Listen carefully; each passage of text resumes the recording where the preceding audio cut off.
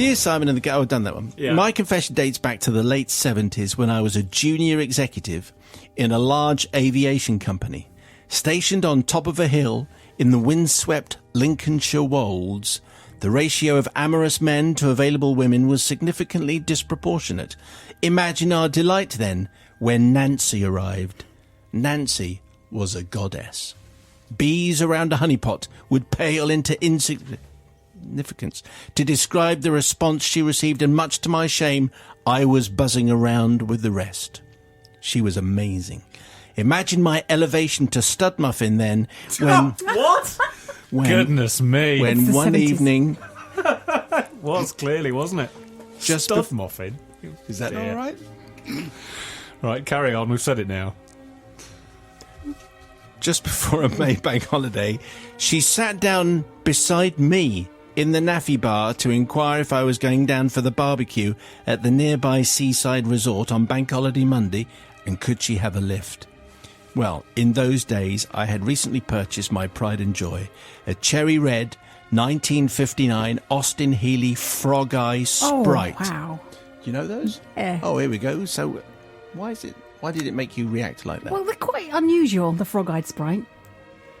Yeah, they're unusual to look at. Bodywork's lovely. Don't know much about them, they're just unusual. Well, so Jilted John says, now for those unfamiliar with automotive technology, the Frog Eye was, shall we say, a little bit rustic and somewhat lacking in creature comforts, such as suspension, a roof that didn't let in a howling gale over 30 miles an hour, and the engine, 948cc with twin 1.14 carburettors, 0 to 60 time, don't bother. It didn't need a speedo, you'd do better with a calendar.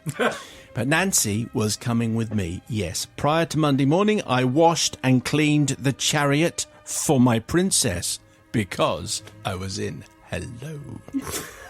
Because it was the 70s. Yeah. They all spoke like that Yes, in they did. rural Lincolnshire in the 70s. Monday arrived, and typical of a British bank holiday, it was drizzling with rain. A group of about 12 of us, including my beloved Nancy, congregated in the Naffy, decided that despite the weather, we would go to the barbecue anyway.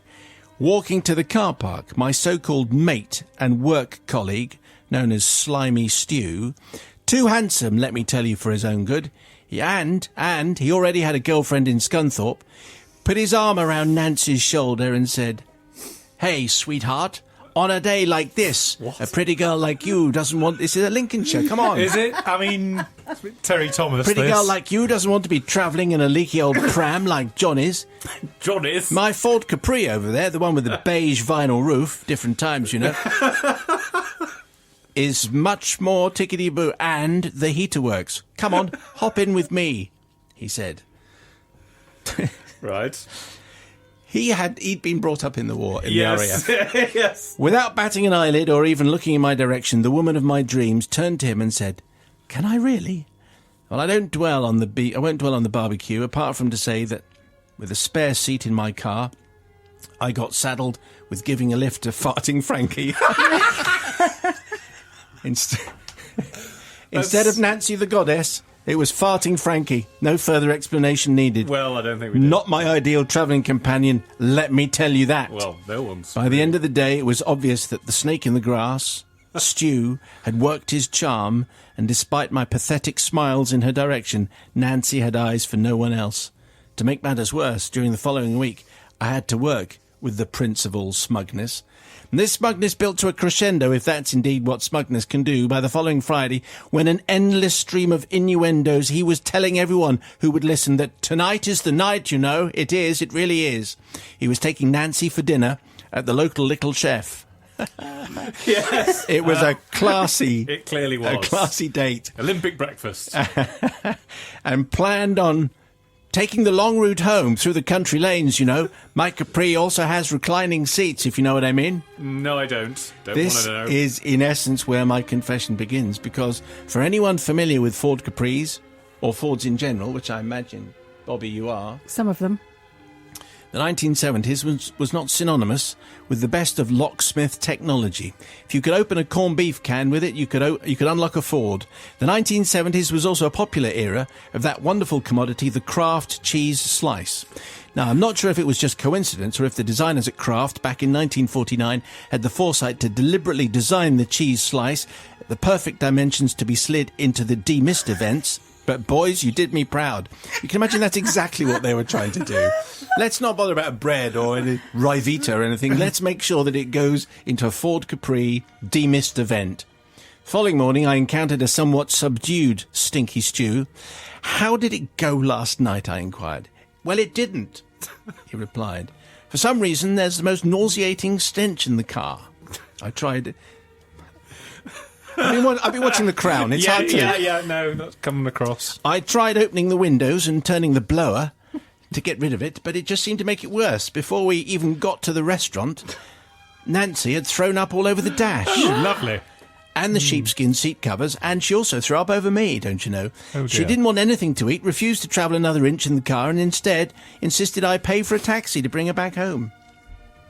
I did my best to make comforting noises and had to pretend to be having a coughing fit to conceal my outbreak of laughter when he revealed that the Capri was not actually his, it was his daddy's, and he had surreptitiously borrowed it without his parents' knowledge whilst they were away on holiday for 2 weeks. Aha! Father Simon, I don't seek redemption from Stu, as I think I mentioned, he already had a girlfriend in Scunthorpe, and he deserved the retribution that he would receive from his dad. Neither do I seek forgiveness from Nancy, but I do seek forgiveness for the following act. About 3 weeks later, recovering from my rejection and trying to increase my credibility, I did a straight swap. My leaky old pram, my cherry red 1959 Frog Eye Sprite, an icon of our motoring industry, was exchanged for an 1800cc Morris Marina. It was beige, it had velour upholstery, and about as much personality as a breeze block. But misguidedly I believed I might be more attractive to women if I had a Morris Marina. I was wrong. Yes. Yes, very wrong. And I throw myself on your mercy. Can you imagine? I mean, the Frog Eye Sprite just sounds as though it's got oodles of personality, however rough it might be around the edges, as opposed to the Morris Marina. Anyway, Jilted John using the cheese slice to good effect for revenge. Sister Bobby. Well, you see, the thing is, Slimy Stew, he had a Capri. Now, if he'd turned up in a Consul Capri, which would have been real class, that would have been absolutely fine. I'd have said, you know what can you say, Jilted John? You've got the Frog-Eyed, which is brilliant, but the Consul Capri 1968 is absolutely gorgeous. I can understand why you lost her, because that would kind of be that would be for me, you know. But how shallow would that make you? Well, the thing is of course I'm not like that. The thing is I forgive you for the cheese because you didn't do any damage to the car. That's the most important thing. It was just in the heat event, and it would have been absolutely fine. It would have dried Might up. it not have melted and then oozed into the... Fine. It would have been fine. I'm not sure. You know, cars like that, basically, they're just nuts and bolts and you can take them apart. It's fine. It's different now. But I'm going to say, actually, I think you got away. Jilted John, you got away from a bad woman, because if she traded you in for Slimy Stew in that car, you don't want her anyway. She was shallow, wasn't she? Very, very shallow. Yes. Brother Matthew. Better off without a Jilted John, I'd say. But also this Slimy Stew swanning around in his daddy's car, thinking that the world owes him a living because, you know, him and his upbringing and everything handed to him on a plate.